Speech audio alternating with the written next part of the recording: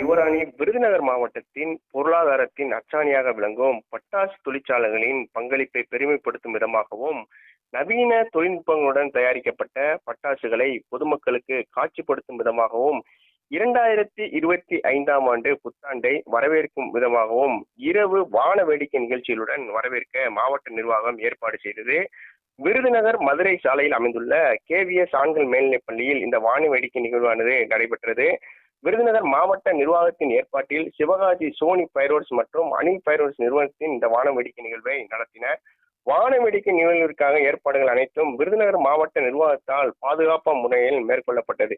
இந்த நிகழ்வில் விருதுநகர் மாவட்ட ஆட்சியர் ஜெயசீலன் உட்பட ஆயிரக்கணக்கான பொதுமக்கள் இந்த வான வேடிக்கை நிகழ்ச்சியை கண்டுகளித்து மற்றும் மகிழ்ச்சியுடன் 2025ஆம் ஆண்டுக்கான புத்தாண்டை வரவேற்றனர்.